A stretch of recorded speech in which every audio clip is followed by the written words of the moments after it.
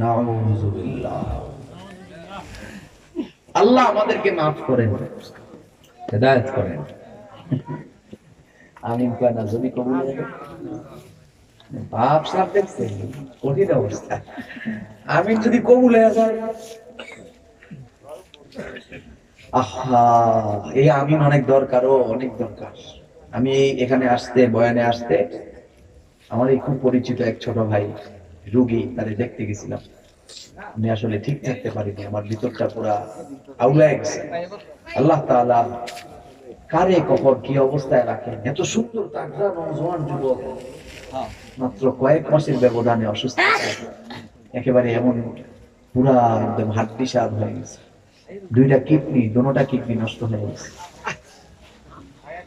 মানুষের তো একটা নষ্ট হলে আরেকটা দিয়ে বাঁচা যায়, এই ছেলেটার দুইটা কিডনির একটাও নেই।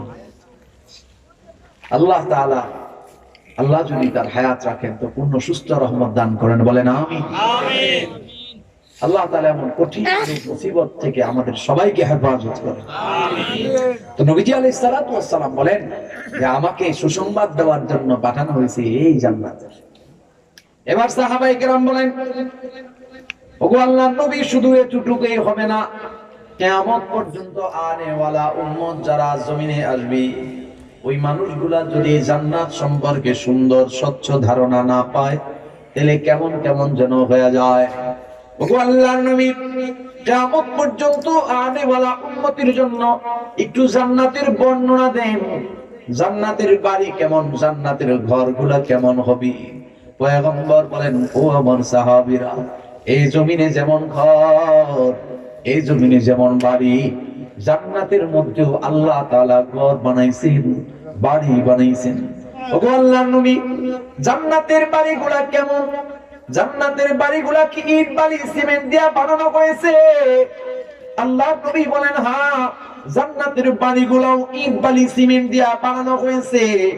ওগো আল্লাহর নবী, ওগুলা কেমন একটু বলেন। পয়গম্বর বলেন, আল্লাহ তাআলার বানানো জান্নাতের বাড়ির একটা ইট হলো স্বর্ণের, আর একটা ইট হলো রূপা। ওগো আল্লাহর নবী, স্বর্ণ আর রূপার ইটগুলার যে গাঁথুনির মশলা আছে, মশলাগুলা কি জমিনের বানানো বালি আর সিমেন্টের মতন নাকি? আল্লাহর নবী বলেন, না না, মেশক আম্বরের মশলা দিয়া আল্লাহ ইটগুলার জোড়া লাগাইছেন। ওগো আল্লাহর নবী, জমিনের বাড়ির মেঝেটা কত দামি দামি, বর্তমান অনুযায়ী কত দামি দামি মার্বেল টাইলস দিয়া হয়, পাথর দিয়া হয়। আল্লাহর বানানো জান্নাতের কি বলে মেঝেটা কি দিয়া বানানো? নবীজি আলাইহিস সালাম বলেন, আল্লাহ তাআলার জান্নাতের ঘরের মেঝে হবে জান্নাতের তৈরি জাফরান দিয়া। সুবহানাল্লাহ। মুহতারাম হাজিরিন, হাবিবে কিবরিয়া পয়গম্বর বলেন, রাআইতু বিআইনি, আমি এই দুই চোখ দিয়া জাহান্নাম দেখেছি, জাহান্নামের শাস্তি দেখেছি। জাহান্নাম আল্লাহ তাআলা আমাকে দেখাইছেন। ওরে আমার উম্মত, এই কাজগুলা করলে পরে জাহান্নামী হয়ে যায়, এই কাজগুলা করলে পরে জাহান্নামে যাওয়া লাগে। এইজন্য আল্লাহর নবী উম্মতকে সতর্ক করতেছেন। আল্লাহ তাআলা বলেন, ওগো নবী, আমি আপনারে সতর্ককারী হিসেবে পাঠাইছি। জোরে বলেন সুবহানাল্লাহ। সুবহানাল্লাহ। মুহতারাম হাজিরিন, এবার নবীজি আলাইহিস সালাতু ওয়াস সালাম সম্পর্কে বয়ান। আল্লাহর নবী বলেন, ও আমার উম্মত, ও জগৎবাসী,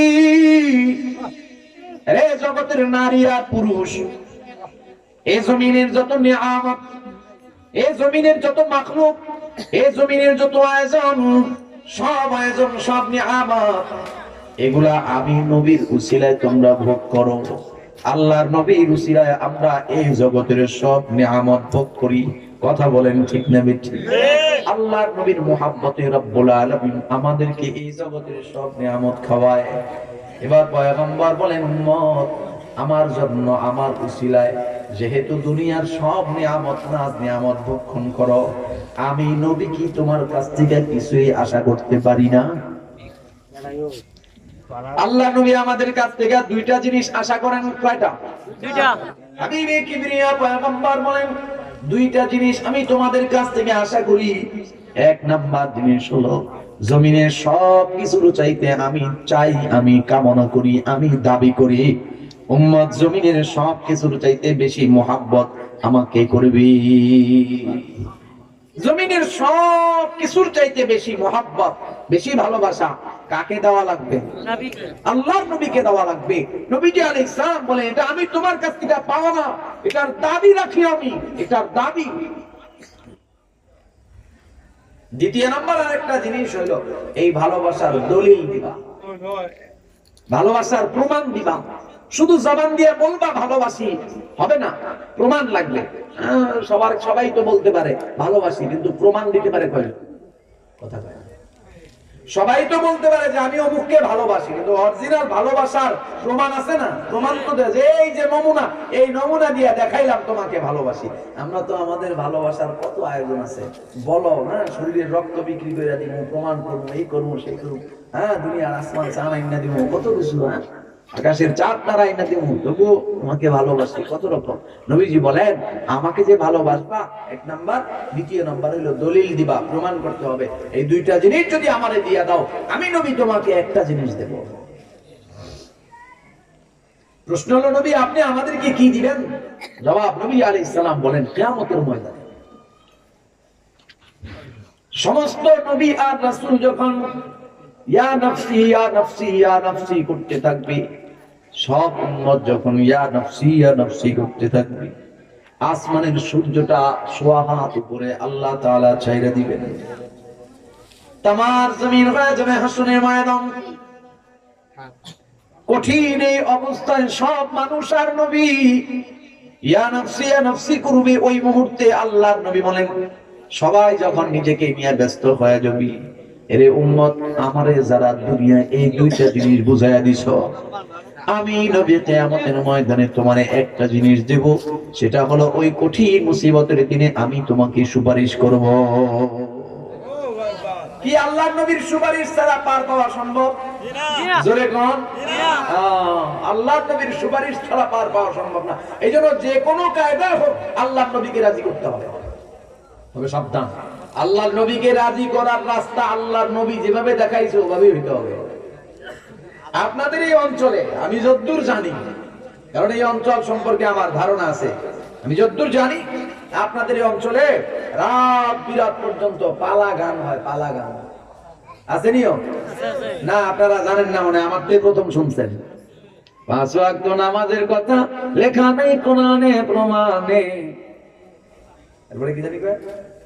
মারেফতের নামাজের ভেদ কয়জনে জানে।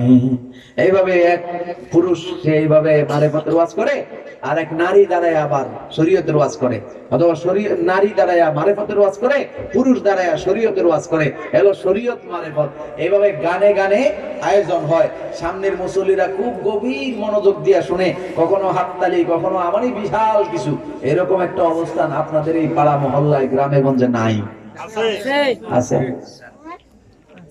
কত বড় হুজুর আনাইছেন, কত বড় আল্লাহওয়ালা বুজুর্গ যারা দাঁড়ায় দাঁড়ায় এই গান আর এই ওয়াজগুলা করে। এক একটা তালাশ করে দেখবেন, মানে গাঁজা নেশা করতে করতে করতে করতে নাই কিছু। যে নারীটা দাঁড়ায় আপনারে আমারে মারেফতের ওয়াজ করতেছে, পেটে বোমা মারলো সূরা ফাতিহা সহি শুদ্ধ বেরিয়ে না। এরা দাঁড়ায় আমগরে মারেফত আর শরীয়ত শিখায়। সারা রাত্র এইভাবে গান বাজনা নষ্টামি, বিড়ি সিগারেট নেশা গাঁজার আসর বসায়া শেষ রাতের আগে দিয়া তবারক দিল, এর আগে দিয়া কতক্ষণ খাড়ায়া ইয়া নবী সালামু আলাইকা ইয়া রাসূল সালাম আসেনি?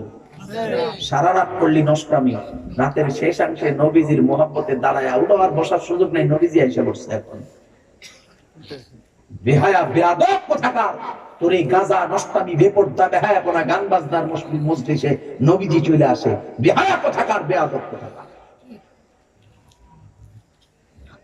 এই তরিকায় নবীকে খুশি করতে চায়, গান বাজনা নেশা দ্রব্য এগুলোর মাধ্যমে নবীকে খুশি করতে চায়। শেষ রাতে গিয়া এই কতক্ষণ ইয়া নবী কইয়া দেয়া নামাজের আগে দিয়া ছুটি দিয়া দেয়, সবাইকে নাকে তেল দিয়া ঘুমায়, ফজর নামাজের খবর নেই। বলেন আমি মিথ্যা বলছি? মোহতারাম হাজিরিন, গান বাজনা এগুলা রূহের ইবাদতের স্পৃহা নষ্ট করে দেয়, কলিজা মাইরা ফেলায়। শরীয়তে গান বাজনার কোনো সুযোগ নেই। তারা বলে মারেফতে তো আছে। মারেফত কি জিনিস? শরীয়ত মারেফত আলাদা কোনো জিনিস না, একই জিনিস। মারেফত বলতে আপনাদেরকে ধোঁকা দেওয়ার চেষ্টা করা হয়। আসলে হলো মারেফত বিল্লাহ, আল্লাহ তাআলার পরিচয়, এটাকে বলে মারেফা। আল্লাহর পরিচয় অর্জন করা। যে লোকটা আল্লাহর পরিচয় পাইছে, সে তার আর নামাজ কালাম দরকার নাই। কি কর? তার রোজার দরকার নেই। সে বিড়ি সিগারেট নেশা দ্রব্য নিয়ে মাতাল হয়ে থাকবে। আমার নাম দিছে কি জানেননি? সিদ্ধি। সিদ্ধি গাঁজা না, সিদ্ধি। পায়খানা করে বোতল বয়ামের মধ্যে ঢুকায়া নাম দিছে খাঁটি গাওয়া ঘি। পায়খানা ঘি হয় ওইটাই। পায়খানা যেমন যতই আপনি যা কিছু সাইনবোর্ড লাগান ওইটাই, ওই জিনিসও ওইটাই। কথা কয় না? পিরিগিরিয়ার মাজার বোঝা চলছে দেশটা জুড়িয়া, সেরে কি আর ভণ্ডামিতে দেশটা গেছে ভরিয়া। পিরিগিরিয়ার মাজার বোঝা চলছে দেশটা জুড়িয়া, সেরে কি আর ভণ্ডামিতে দেশটা গেছে ভরিয়া। গাজার কলকে টান মারিয়া, গাজার কলকে টান মারিয়া দেখায় খাজার শান। ওরা শিক্ষিত শয়তান, ওরা শিক্ষিত শয়তান, ওরা শিক্ষিত শয়তান, ওরা শিক্ষিত শয়তান। মুহতারাম হাজিরিন, নবীজি আলাইহিস সালাতু ওয়াস সালামের মুহাব্বতের মাধ্যমে, নবীজি আলাইহিস সালাতু ওয়াস সালামের তরিকার মাধ্যমে নবীজিকে খুশি করা, যে তরিকা নবীজি আলাইহিস সালাতু ওয়াস সালাম দেখাইছেন। হাবিবে কিবরিয়া পয়গম্বর বলেন, আমাকে দলিল দিবা, আমাকে যে মুহাব্বত করো এটার দলিলটা আমার মতো হওয়া লাগবে, আমি যে রাস্তায় দেখাইছি ওইভাবে হওয়া লাগবে। নবীজি আলাইহিস সালাতু ওয়াস সালাম বলেন, মান আহাব্বা সুন্নতি ফাকাদ আহাব্বানি ওয়া মান আহাব্বানি কানা মাই ফিল জান্নাহ। জোরে বলেন সুবহানাল্লাহ। আব্বা কি বড় মানি, আব্বাকে মানি, আব্বাকে মানি, মানি মানি, সম্মান করি, শ্রদ্ধা করি, কিন্তু আব্বা যা কিছু বলে তা কিছু মানি না। বাজান বাজার থেকে আমার জন্য এইটা নিয়ে আসবা, আব্বা আপনারে মানি কিন্তু আনলাম না। বাজান ওই দিন আবার এইটা নিয়ে আসবা, মানলাম না, আনলাম না। জোরে কয়া বলবেন, আসলে কি বাবারে মানা হইল নাকি? নবীজি আপনাকে মোহাব্বত করি, নবীজি বলে নামাজ ছাড়া যাবে না। নবী মোহাব্বত করি, নবী বলে বেপরদায় চলা যাবে না। নবী মোহাব্বত করি, নবী বলে বিড়ি সিগারেট নেশা দ্রব্য সেবন করা যাবে না। নবী মোহাব্বত করি, গান বাজনা এরকম আয়োজন মারেফতের নাম দিয়া, শরীয়তের নাম দিয়া এইভাবে বেহায়াপনা বেলাল্লাহপনার আসর জমানো যাইব না। যাই কিছু নবী কয় যেটা যেটা করা যাবে না, আমি ওইটা বেশি বেশি করি। তারপরে আমি নবী মানি, আমি সুন্নি, আমার নাম আশিক। জোরে বলেন এমন মানুষ আছে না নাই? মুহতারাম হাজিরিন, মনে আছে কিনা আমি আপনি নবীজিকে কয়টা জিনিস দেব? নবীজি বলেন, তোমার কাছ থেকে আমি দুইটা জিনিস পাওয়া না, দুইটা জিনিস যদি তুমি আমারে বুঝায়া দাও, কিয়ামতের ময়দানে তোমারে আমি একটা জিনিস বুঝায়া দিব, যে জিনিসটা তোমার জীবনের সবচাইতে বেশি জরুরি, সবচাইতে বেশি জরুরি। কিয়ামতের ময়দানে আমি নবীর সুপারিশ ছাড়া কোনো উম্মত নাজাত পাবে না, জান্নাতে যেতে পারবে না। মুহতারাম হাজিরিন, এক নাম্বার নবীকে বুঝায়া দেওয়ার এক নাম্বার জিনিস হলো মুহাব্বত, ভালোবাসা। আমি আমার জীবনের সবকিছু দিয়ে নবীকে মুহাব্বত করব। সাহাবায়ে কেরামের মুজলিসিক হাবিবে কিবরিয়া পয়গম্বর আরবি সাল্লাল্লাহু আলাইহি ওয়া আলিহি ওয়াসাল্লাম বয়ান করতেছেন মুহাব্বতের বয়ান, ভালোবাসার বয়ান। অমনি ওমর ইবনুল খাত্তাব রাদিয়াল্লাহু আনহু দাঁড়ায় গেলেন, ওগো আল্লাহর নবী, আমি ওমর একটা কথা বলবার চাই। বলেন ওমর, কি বলবেন? ওগো আল্লাহর নবী, বুঝা পড়ায়া নিজের সাথে বুঝা শুনা বুঝা পড়া করে দেখলাম, আমি আমার সব কিছুর চাইতে বেশি আপনাকে মুহাব্বত করি, তবে আমি আমার নিজের জীবনের চাইতে বেশি মায়া এখনো মুহাব্বত এখনো আপনাকে করতে পারি নাই। অমনি নবী আলাইহিস সালাম বলেন, লা ইউমিনু আহাদুকুম হাত্তা আকুনা আহাব্বা ইলাইহি মিন ওয়ালিদিহি ওয়া ওয়ালাদিহি ওয়ান নাসি আজমাইন। ওমর, শুধু আপনি না, কিয়ামত পর্যন্ত আনে ওয়ালা উম্মতরে জানায়া দেন, যতক্ষণ পর্যন্ত আমার উম্মত জমিনের সব কিছুর চাইতে, এমনকি তার নিজের জীবন, নিজের বাবা মায়ের জীবন, সন্তান সন্ততির জীবন, স্ত্রী প্রিয়তমার জীবন, এদের চাইতেও বেশি আমি নবীকে মুহাব্বত করতে না পারবে, ততক্ষণ পর্যন্ত সে পরিপূর্ণ ইমানদার হবে না। हम मुसलमान हैं मगर हम में मुसलमानी नहीं, हम मुसलमान हैं मगर हम में मुसलमानी नहीं, दिल में ईमान है मगर ईमान में कामिल नहीं, दिल में ईमान है मगर ईमान में कामिल नहीं। मुसलमान दाबी करी, मुसलमान दाबिर अभाव নাই, ইমানদার দাবি করি, ইমানদার দাবিদারের অভাব নাই, কিন্তু আসলে নবী আলাইহিস সালাতু ওয়াস সালামের দেখানো রাস্তায় পরিপূর্ণ ইমানদার, পরিপূর্ণ মুসলমান খুঁজে পাওয়া মুশকিল। জোরে বলেন কথা ঠিক না বেঠিক? মুহতারাম হাজিরিন, এই যে কথা হযরত ওমরকে আল্লাহ নবী বলেছেন, সাহাবায়ে কেরামের জবাব, সব সাহাবী মজলিসের মধ্যে বসা, আল্লাহর নবীর ঘোষণা শুনা সাহাবায়ে কেরাম পরবর্তী নবীকে কেমন মহব্বত শুরু করেছেন, আল্লাহর নবীকে কেমন ভালোবাসা শুরু করেছেন, আর ভালোবাসার দলিল দেওয়া শুরু করেছেন। ওগো নবী, আমি কিন্তু আপনারে ভালোবাসি, এই যে দেখেন দলিল সহ দিয়া দিলাম। কি ভালোবাসো, কেমনে? বলে হুজুর আমি আপনার জন্য এই কাজগুলো করেছি। উদাহরণ হযরত আবু বকর সিদ্দিক রাদিয়াল্লাহু আনহু মজলিস শেষে, বয়ান শেষে, কোন এক মজলিসের পরে আল্লাহর নবী হযরত আবু বকর রাদিয়াল্লাহু আনহুকে ডাকলেন। আবু বকর, কানের কাছে আল্লাহর নবী মুবারক জবান নিয়ে বলতেছেন, আল্লাহ রাব্বুল আলামিন আমাকে হিজরত করার অনুমতি দিবেন। ও আবু বকর, যেদিন আল্লাহ তাআলা আমাকে অনুমতি দিবেন, ওই দিন আমি আপনাকে সাথে নিয়ে রওনা হয়ে যাব, আপনি হবেন আমার হিজরতের সাথী। দিন দিন চলে যায়, সপ্তাহ চলে যায়, মাস চলে যায়, দীর্ঘ একটা বিরতির পরে রাতের কোন এক রাতের গভীরে আল্লাহর নবী হযরত আবু বকর সিদ্দিক রাদিয়াল্লাহু আনহুর ঘরের দরজায় দাঁড়ায়া সামান্য একটা টোকা দিয়া আস্তে করে আওয়াজ দিলেন, আবু বকর। অমনি লাব্বাইক ওয়া সা'দাইক ইয়া রাসূলুল্লাহ বলে আবু বকর রাদিয়াল্লাহু আনহু দরজা খুলে দিলেন। কি ব্যাপার আবু বকর, আপনি কি ঘুমান নাই? সিদ্দিক আকবর বলেন, ওগো নবী, আমি জানি মক্কার জমিনে বেদিন বেঈমান কাফেরদের ভয়াবহ অবস্থা চলতেছে, যে কোনো সময় তারা আপনি পয়গম্বরের জীবন নাশের মতো এমন ভয়ঙ্কর কাজ করে ফেলতে পারে, নাউযুবিল্লাহ।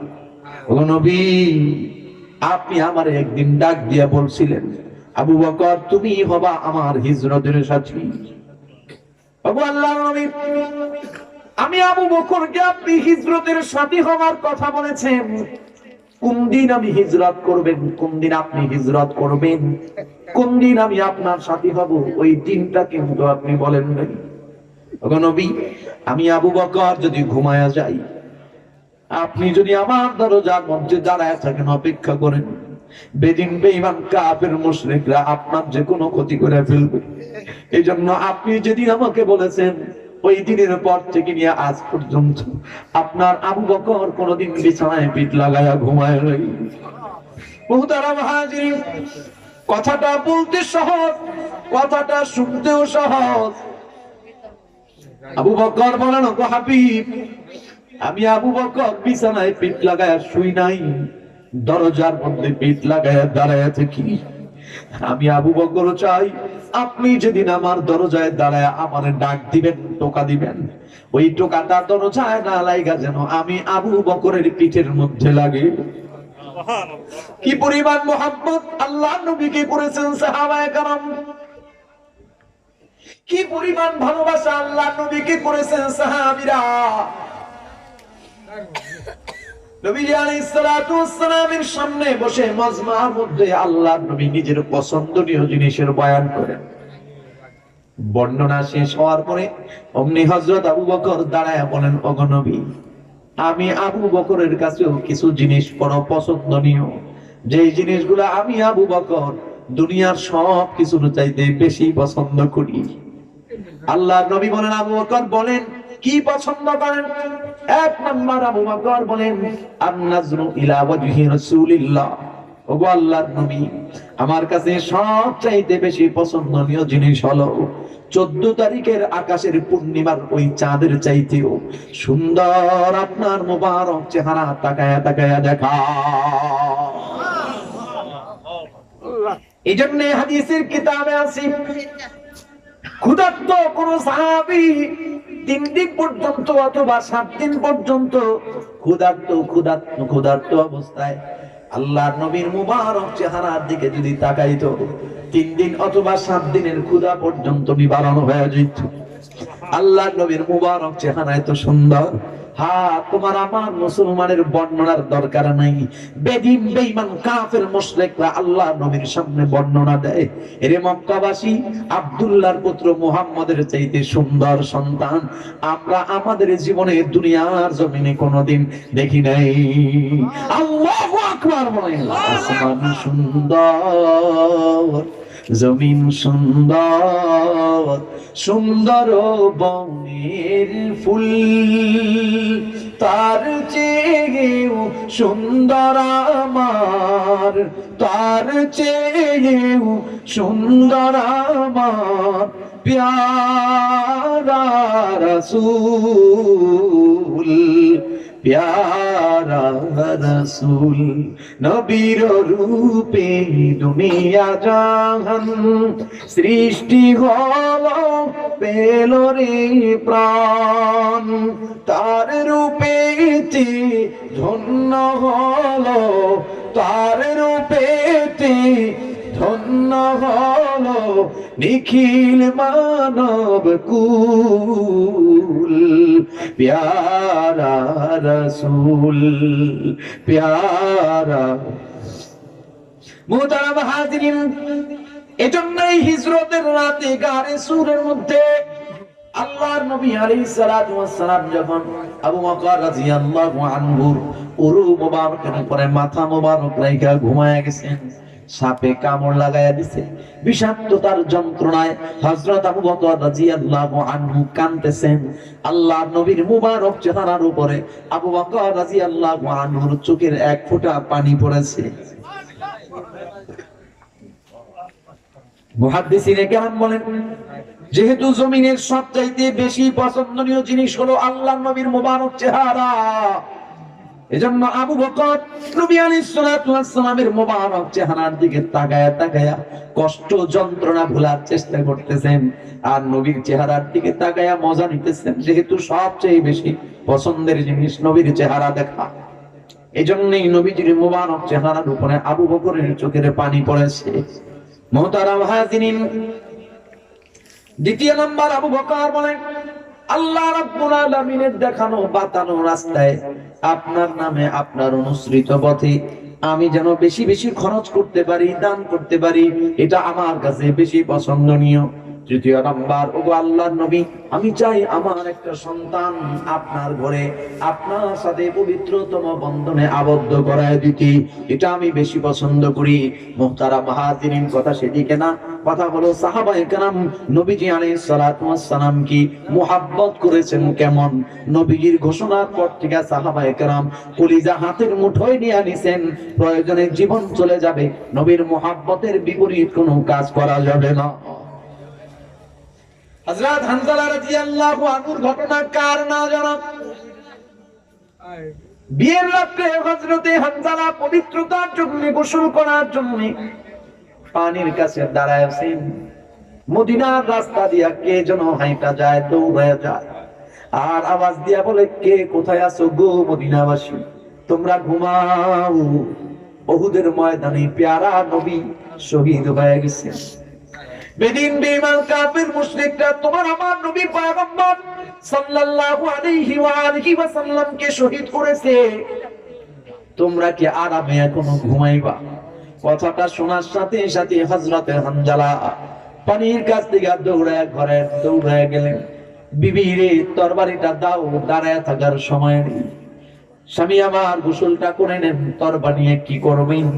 ওরে বিবি, যে পয়গম্বর কলিজার টুকরা জমিন থেকে বিদায় হয়ে গেছে, ওই পয়গম্বর জমিনে নাই, আমি হানজালা গোসল দিয়া কি করব, জমিন দিয়া কি করব? হযরত হানজালা চলে গেলেন, যুদ্ধ করতে করতে শহীদ হয়ে গেলেন। ঘটনার সমাজ জানা, আসমান থেকে রহমতের ফেরেশতারা আয়েশা গোসল করায় দিছে।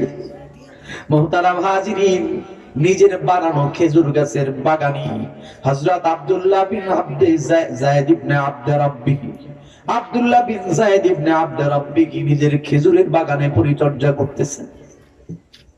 অমনি মদিনার রাস্তার মধ্যে কে যেন দৌড়ায়, কে যেন আওয়াজ দিয়া বলে, মদিনাবাসী তোমরা কে কোথায়? তোমরা কি এখনো সংবাদ পাও নাই? মদিনার নবী সরকারে দো আলম সাইয়্যিদুল আম্বিয়া সাইয়্যিদুল মুরসালিন খাতামুন নবীয়িন জমিন থেকে বিদায় হয়েছেন, ইন্তেকাল করেছেন। সংবাদটা শোনার সাথে সাথে হযরত আব্দুল্লাহ বিন যায়েদ ইবনে আব্দ রাব্বিহি খেজুরের বাগানে কাজগুলা বন্ধ রাখা আসমানের দিকে মালিকের দরবারে হাত বাড়ায় দিছে মুনাজাতের জন্য। মালিকের দরবারে হাত বাড়ায় দিয়ে আব্দুল্লাহ বিন যায়েদ বলেন, ওগো আল্লাহ রাব্বুল আলামিন, এই জমিনে নিজের জীবনের চাইতেও বেশি ভালোবেসেছি আপনার বন্ধু, আপনার হাবিব পয়গম্বর সাল্লাল্লাহু আলাইহি ওয়াসাল্লামকে। ওগো রাব্বুল আলামিন, এই দুনিয়ায় দুই চোখে দেখার মতো সবচেয়ে বড় নিয়ামত হলেন তিনি। এটা তো আব্দুল্লাহ বিন যায়েদ ইবনে আব্দ রাব্বিহির কথা, আর আমার ব্যক্তিগত, আমার নিজের বয়ান, নিজের কথা। রব্বে কাবা হায়াতে জিন্দেগির পর্যন্ত দেশে দেশের বাইরে যত জায়গায় আল্লাহ তাআলা সফর করাইছেন, আমি আমার এই নিজ দুইটা চোখ দিয়া যা কিছু নিয়ামত দেখেছি, ও নওজোয়ান, আল্লাহর নামের কসম করে বলি, আল্লাহর নামের কসম করে বলি, এই দুইটা চোখে আল্লাহ তাআলা যত নিয়ামত দেখাইছেন, দুইটা জিনিস আমি দেখেছি যেটা সবচেয়ে বড় নিয়ামত। এই দুইটা জিনিস যারা দেখো নাই, আমি মনে করি দুনিয়ার কোন সৌন্দর্য তারা দেখে নাই। এক নাম্বার, কালো গিলাপে আবৃত রব্বুল আলামিনের কাবা ঘর বাইতুল্লাহ। দ্বিতীয় নাম্বার, সবুজ গম্বুজের নিচে, চার কিনারা, চার গ্রিলের নিচে ভিতরে আমার হাবিব পয়গম্বর সাল্লাল্লাহু আলাইহি ওয়াসাল্লামের শুয়ে আছেন যে মোবারক রওজা। এই দুইটা জিনিস যারা দেখে নাই, আমি মনে করি দুনিয়ার কোন সৌন্দর্য তারা দেখে নাই। রে নওজোয়ান, ও পদ্মালের মায়েরা, ও আমার বোন, কথা আমার প্রায় শেষের দিকে, একটু দিল দিয়া শোনার অনুরোধ করে গেলাম। কত জায়গায় সফর করি, কত জায়গায় শিক্ষা সফর, কত জায়গায় ভ্রমণ, কত রকম আয়োজন করি পৃথিবীর সৌন্দর্য দেখার জন্য। আমি অনুরোধ করব, কাফেলা গুছাও নওজোয়ান, বন্ধু বান্ধব মিলা, আর নারী যারা তোমরা তোমাদের স্বামীদের সাথে অথবা মাহরাম যারা তাদের সঙ্গী, কাফেলা গুছাও। কাফেলা গুছায়া একটা নিয়ত করো, চলো ঘুরে আসি।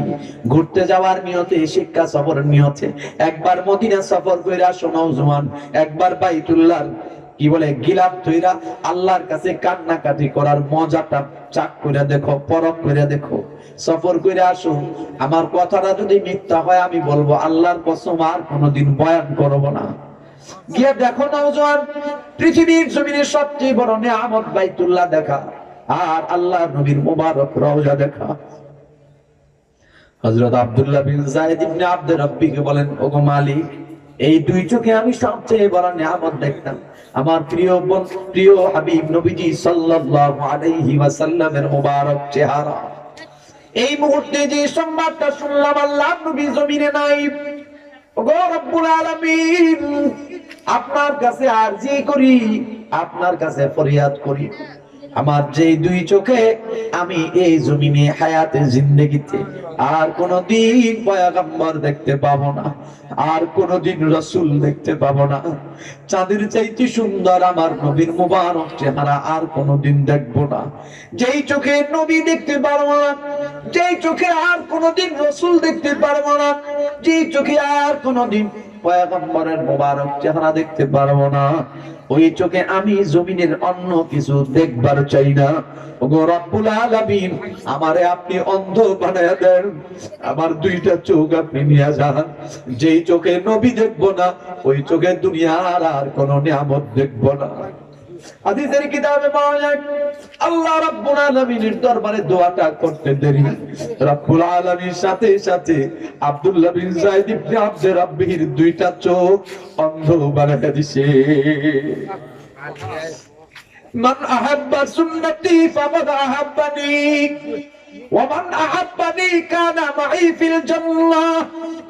পয়গম্বর বলেন, রে উম্মত, আমাকে ভালোবাসো, আমাকে ভালোবাসো। আমাকে ভালোবাসে কারা দ্বারা জানুনি? যারা আমার ইতাআত করে, যারা আমার অনুসরণ করে। আমি নামাজের নির্দেশ করি, তারা নামাজ পড়ে। আমি রোজার নির্দেশ করি, তারা রোজা রাখে।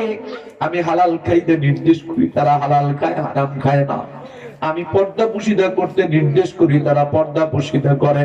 আমি গান বাজনা থেকে বিরত থাকতে নির্দেশ করি, তারা গান বাজনা থেকে বিরত থাকে। এইভাবে যতগুলা হালাল রাস্তা আছে, তারা হালাল পথে চলে, হারাম রাস্তা পরিত্যাগ কইরা পরহেজ কইরা চলে। এটাই হলো আমাকে মুহাব্বতের নমুনা। মুহতারাম হাজিরিন, শুধু যে পুরুষ সাহাবীরা নবীকে মুহাব্বত করেছেন, পুরুষ সাহাবীরা নবীকে ভালোবেসেছেন, বিষয়টা তা না। আল্লাহর নবীর কিছু পাগল মহিলা নারী সাহাবী ছিল, যারা কোন অংশে পুরুষের তুলনায় কম না, যারা আল্লাহর নবীকে মুহাব্বত করেছেন।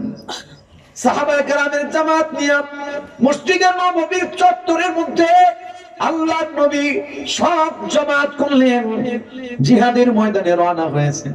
জিহাদের ময়দানে যাওয়ার জন্য কোন রাস্তায় যাবেন, কিভাবে যাবেন, কোন দিক দিয়ে আক্রমণ করবেন, কোন দিক দিয়ে প্রতিহত করবেন, জিহাদে যাওয়ার ফজিলত কি, এই সব বর্ণনা করতেছেন, বয়ান করতেছেন।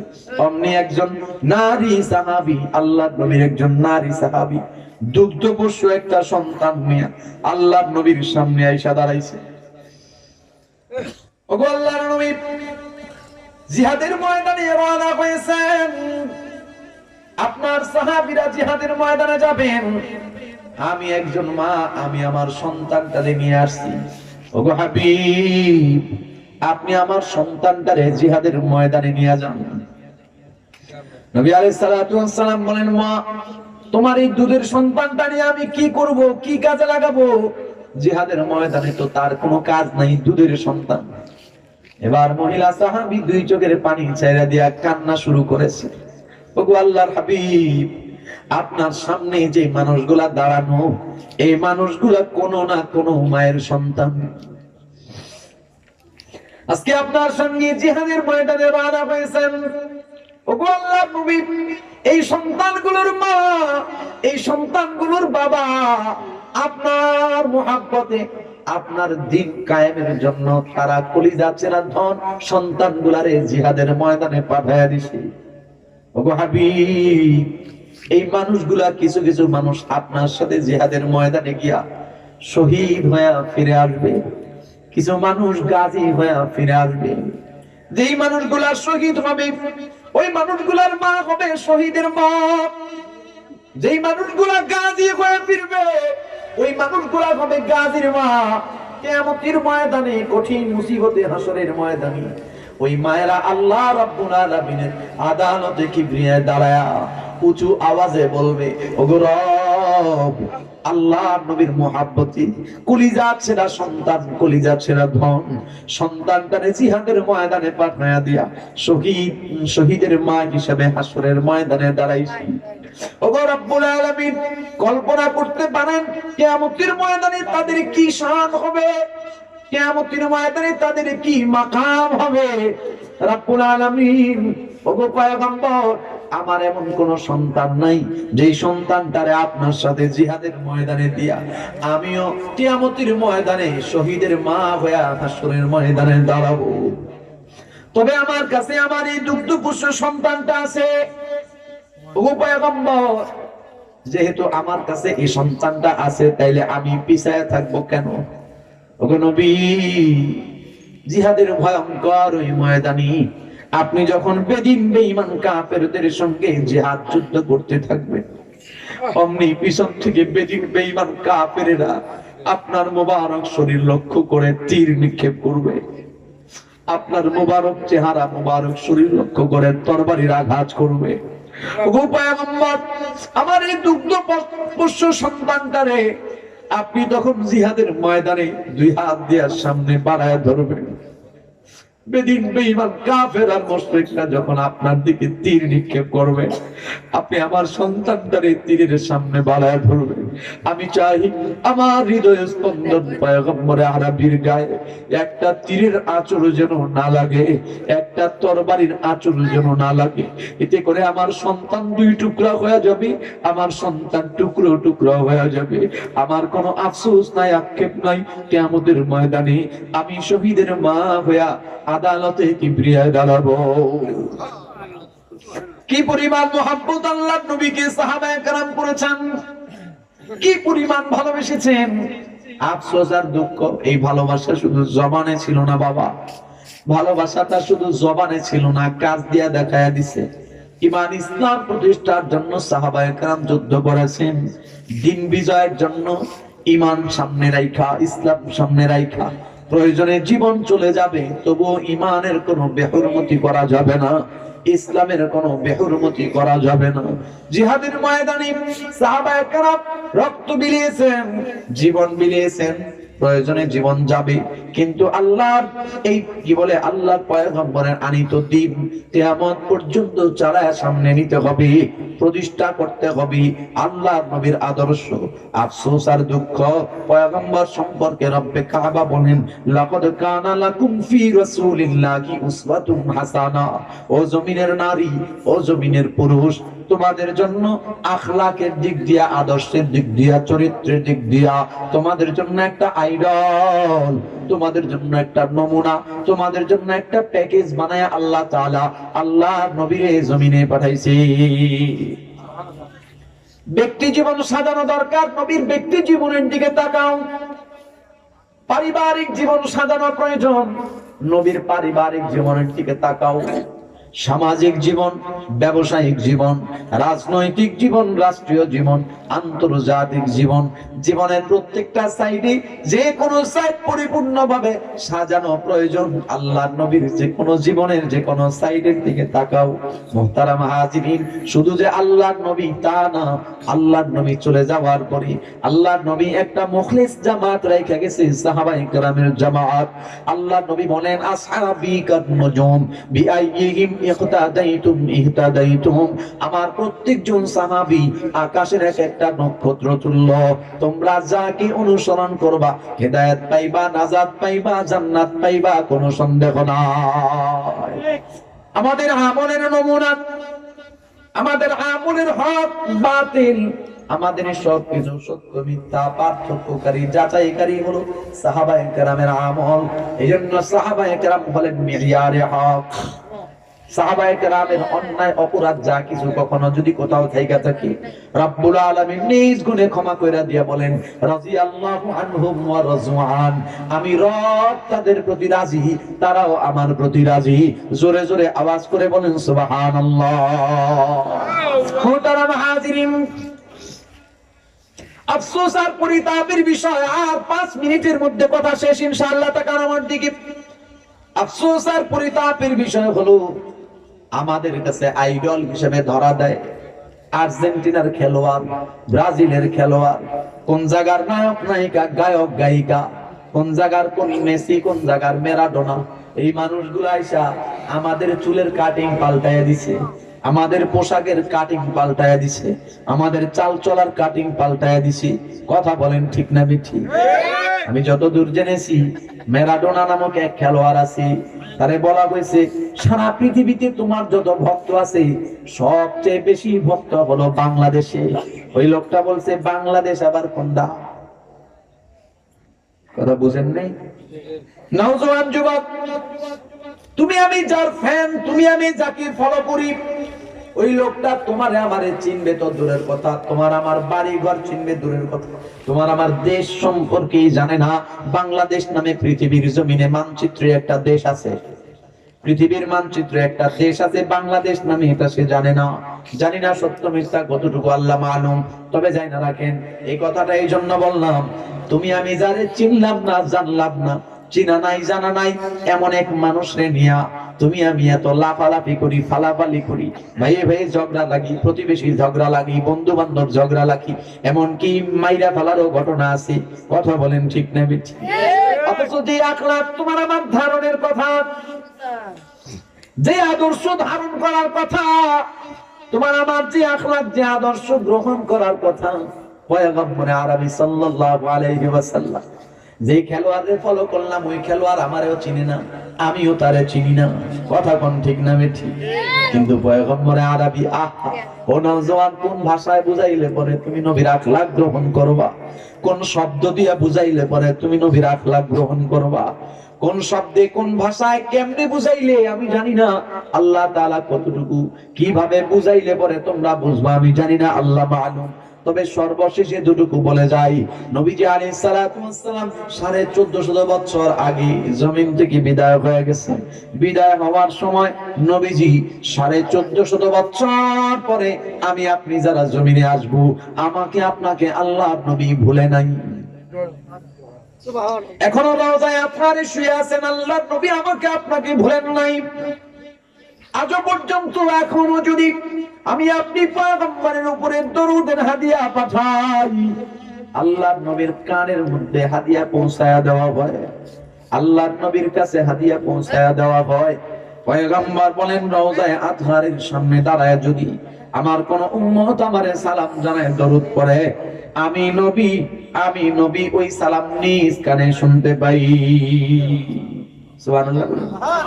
মুহতারাম হাজিরিন, কিয়ামতের ময়দানে সব নবী যখন নাফসি নাফসি করবে, তখনও তোমার আমার নবী তোমাকে আমাকে ভুলবে না। বলে 1450 বছর পরে নবী আমাকে আপনাকে ভুলে নাই কেমনি? তাকায় দেখেন, 2 মিনিটে কথা শেষ। ইনশাআল্লাহ খেয়াল করেন, আল্লাহর নবী যখন অন্তিম শয়নে জমিন থেকে যখন বিদায় হয়ে যাবেন, আম্মা জান আয়েশা সিদ্দিকা রাদিয়াল্লাহু আনহার উরু মুবারকের উপরে আল্লাহর নবী মাথা মুবারক দিয়ে শুয়ে আছেন। ফাতেমা রাদিয়াল্লাহু আনহা গামছা অথবা নেকড়া ভিজায়া রুমাল ভিজায়া কপালের মধ্যে মুছতে দিয়ে দেয়, আবার বিছায়া দেয়, আবার মুছায়া দেয়। আল্লাহর নবীর জ্বর এমন বাড়ে আবার কমে অস্থির হয়ে যান। এমন অবস্থায় আল্লাহর নবীর সামনে জিবরাইল আমিন হাজির হয়ে গেছেন। আসসালাতু ওয়াসসালামু আলাইকা ইয়া রাসূলুল্লাহ। সালাম দিলেন। জিবরাইল বলেন, ওগো হাবিব, আপনার দরজায় একজন মেহমান দাঁড়ানো, দরজা খুইলা ভিতরে আসার অনুমতি দেন। পয়গম্বর আরবি হযরত ফাতেমা রাদিয়াল্লাহু আনহাকে দরজা খুলতে বললেন। হযরত ফাতেমা বুঝলেন দরজা খুলতে কে দাঁড়ায় আছে, বুঝার আর বাকি নাই। হযরত ফাতেমা হাউমাউ করে কান্না শুরু করলেন। বাবা জান, আমি দরজা খুলবো না, কারণ এই মুহূর্তে যদি আপনি জমিন থেকে বিদায় হয়ে যান, আমি ফাতেমা এতিম হয়ে যাব, আপনার গুনাহগার উম্মত গুলা এতিম হয়ে যাবে। নবী আলাইহিস সালাতু ওয়াস সালাম বলেন, ফাতেমা রে, পৃথিবী সৃষ্টি থেকে নিয়ে আমি পর্যন্ত আর আমার চলে যাওয়া থেকে নিয়ে কিয়ামত পর্যন্ত রব্বে কাবা এমন একজন ব্যক্তিরে সব মানুষের সামনে দাঁড়া করায় দেয়। তবে ফাতেমা জাইনা রাখো, কোন দরজার মধ্যে আজরাইল গিয়ে অনুমতি চায় না, শুধু তোমার বাবার সম্মানের কারণে, ইজ্জতের কারণে আল্লাহ রাব্বুল আলামিন তোমার বাবার কাছ থেকে অনুমতি চায়। তোমার বাবা যদি অনুমতি নাও দেয়, তো আজরাইল দরজার সামনে থেকে আমার সামনে দাঁড়ায় যাবে, কোনো সন্দেহ নাই। মুহতারাম হাজিরের, লম্বা আলোচনা সেদিকে ঢুকবো না। পয়গম্বরের সামনে আজরাইল দাঁড়ানো, জিবরাইল আমিন পয়গম্বরের সামনে দাঁড়ানো। জিবরাইল আমিন বলেন, ওগো হাবিব, আল্লাহ রাব্বুল আলামিন আপনার বন্ধু, আপনিও আল্লাহ রাব্বুল আলামিনের বন্ধু। রব্বে কাবা সালাম জানাইছেন, বন্ধু হিসাবে তিনি জান্নাতের ঘরবাড়ি সাজায়া অপেক্ষা করতেছেন আপনার জন্য, আপনার সাক্ষাতের জন্য। আপনি যাবেন, রওনা হবেন, প্রস্তুত হয়ে যাবেন। আপনি জিবরাইল আমিনের দিকে তাকায় পয়গম্বর বলেন, জিবরাইল, আমি আমার রফিকে আলাম, আমার উত্তম বন্ধুর দরবারে হাজির হব, কোনো সন্দেহ নাই। তবে জিবরাইল, আমার বন্ধুর সঙ্গে আমার একটা বোঝাপড়া আছে, আমার বোঝাপড়া দরকার। কি বোঝাপড়া বলেন? জিবরাইল আল্লাহ রাব্বুল আলামিনের কাছে একটু গিয়া জানতে চাও, আমি যদি জমিন থেকে বিদায় হয়ে যাই, আমার উম্মত গুলা হয়ে যাবে এটি। এরে নওজোয়ান, তোমার পায়ে হাত দিয়া বলি, তুমি একবারও কি চিন্তা করছো পয়গম্বরের কলিজার টুকরা সন্তান, কলিজার টুকরা নাতিগুলা জমিনে? আল্লাহ নবী একবারও বলে নাই ফাতেমার জন্য কান্দি, হাসান হুসাইনের জন্য কান্দি, আয়েশার জন্য কান্দি, আমার স্ত্রীদের জন্য কান্দি, একবারও বলেন নাই। জিবরাইল জিজ্ঞাসা করে কান্না করেন কেন? পয়গম্বর বলেন উম্মতের বিষয় আল্লাহর সাথে একটা বোঝাপড়া বাকি আছে। জিজ্ঞাসা করো আল্লাহ রে, আমি যদি চলে যাই আমার উম্মত গুলা এতিম হয়ে যাবে, আমার মালিক আল্লাহ আমার এতিম উম্মতের সঙ্গে কি ব্যবহার করবে?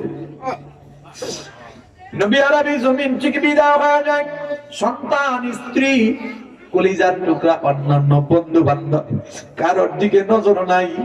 1450 বছর পর তুমি আমি জমিনে আসবো, তোমার অভাব জন্য আল্লাহ নবী পেরেশান হয়ে গেছে।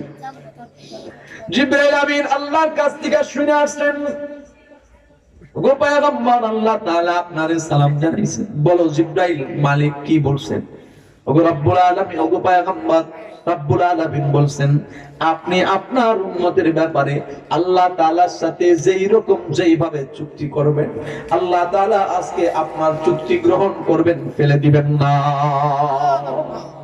আপনি পয়গম্বর বলেন জিবরাইল, আমি একজন নবী, আমি একজন রাসূল, আমি অতীতের সমস্ত রেকর্ড গুলা জানি।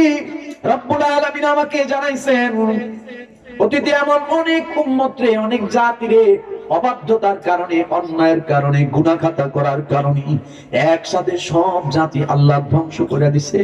আসমান থেকে কখনো কখনো আগুনের বৃষ্টি ফলাইছে, কখনো কখনো জমিনে ঝালঝালা তৈরি করে দিছে, কখনো কখনো আল্লাহ তাআলা জমিনের টুকরাটারে আসমানে উঠায়া উপর থেকে উল্টা করে ছেড়ে দিছে।